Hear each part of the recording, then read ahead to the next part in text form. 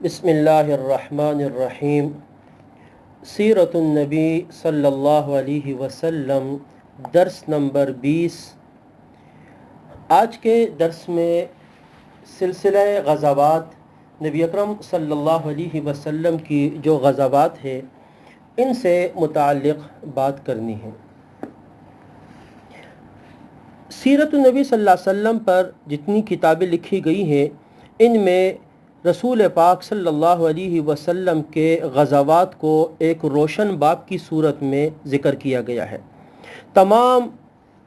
اسلامی مورخین اور سیرت کو لکھنے والے انہوں نے بڑے خوبصورت انداز سے حضور کے غزوات کو ذکر کیا ہے، اور کمال کی بات یہ ہے کہ جس طرح اسلام میں سیرت لکھنے والوں نے اس کو ذکر کیا ہے تو جو مستشرقین ہیں اور اہل کفر ہے، اہل یورپ کے جو مورخین ہیں، انہوں نے بھی حضور کی سیرت کو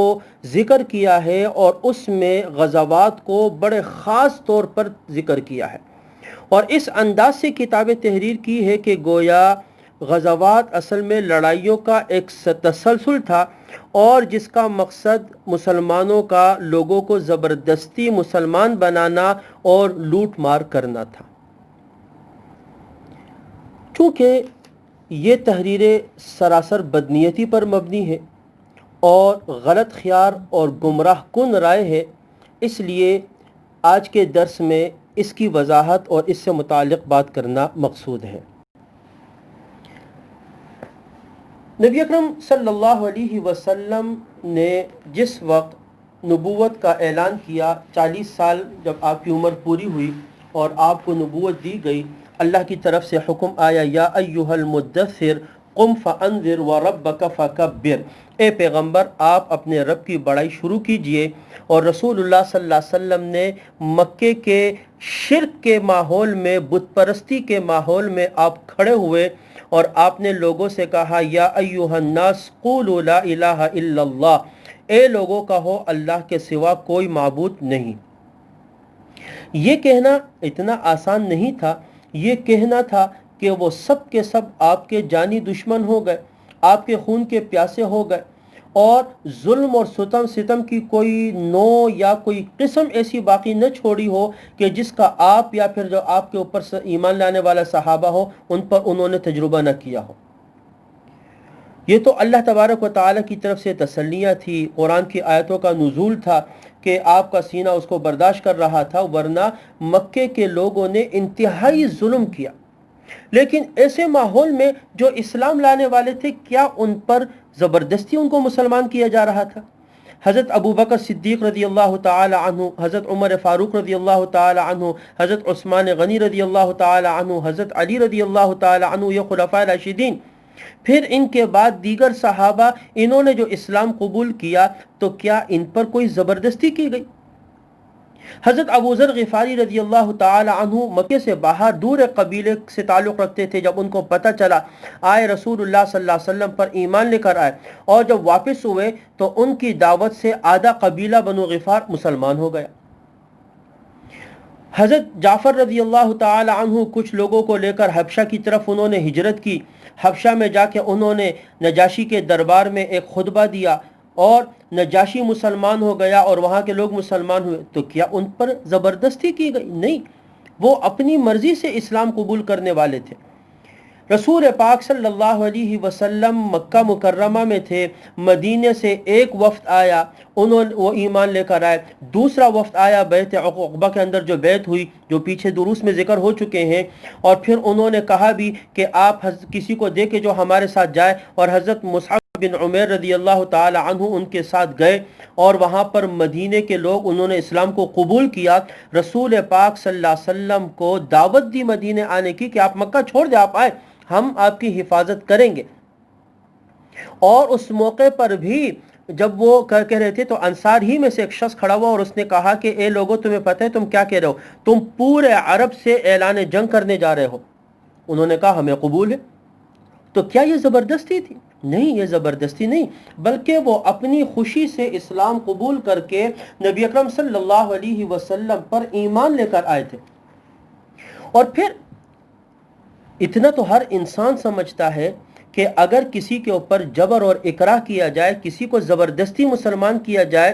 تو جبر اور اکراہ کا اثر صرف ظاہر بدن پر ہوتا ہے. انسان خوف کی وجہ سے کچھ کر نہیں سکتا، لیکن دل پر تو کوئی مثر انداز نہیں ہو سکتا، قلب پر اس کا اثر نہیں ہوتا. لیکن جو لوگ مسلمان ہو رہے تھے وہ تو دل سے مسلمان ہو رہے تھے اور اسلام پر فریفتہ اور شیدہ ہو چکے تھے. نبی اکرم صلی اللہ علیہ وسلم پر اپنے مال کو، اپنے نفس کو، ہر چیز کو قربان کرنے کے لیے تیار تھے.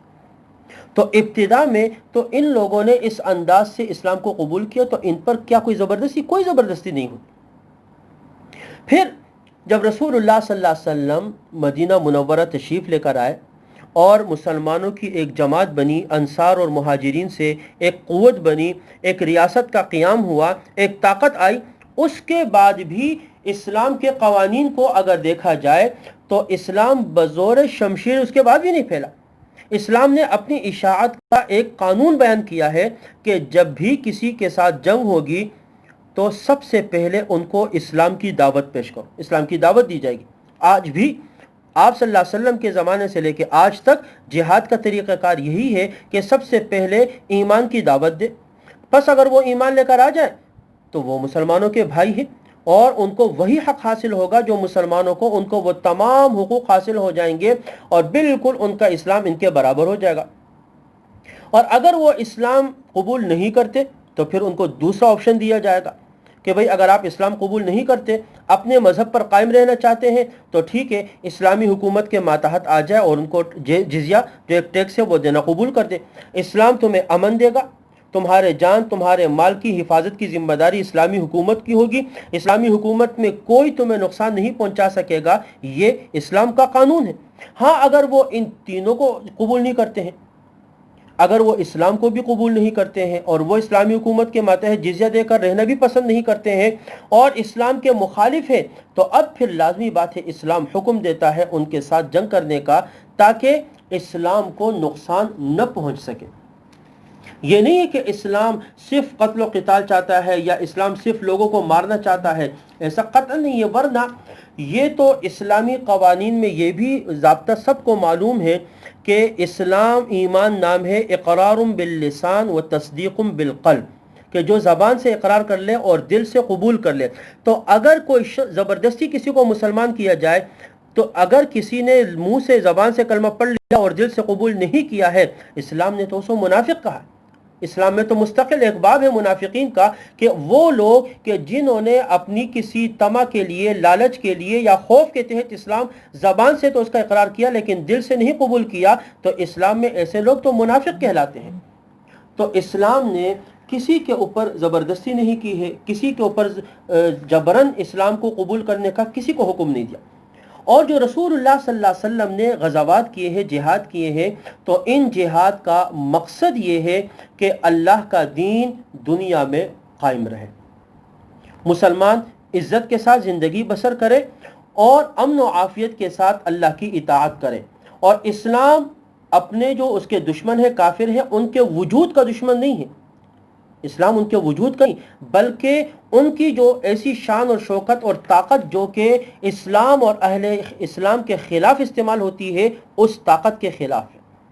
تو جہاد کا مقصد ہی یہ ہوتا ہے کہ کافروں کی اس شان و شوکت اور طاقت کو توڑنا کہ جس سے وہ مسلمانوں کو اذیت پہنچاتے ہیں، اسلام کو اذیت پہنچاتے ہیں، تکلیف پہنچاتے ہیں. اسی وجہ سے جناب رسول پاک صلی اللہ علیہ وسلم نے غزوات کیے تاکہ مسلمان دنیا میں امن کے ساتھ اللہ کی عبادت کر سکے اور اللہ تبارک و تعالیٰ کی عبادت کر سکے.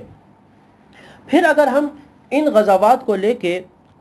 اسلام میں جو رسول اللہ صلی اللہ علیہ وسلم نے اپنی زندگی میں غالباً 26 یا 27 غزوات ہیں جو کل ہوئی ہیں، ان 26 یا 27 غزوات میں جو دونوں طرف سے اسلام اور کفر کی طرف سے دونوں مرنے والے جو ہیں ان کی کل تعداد جو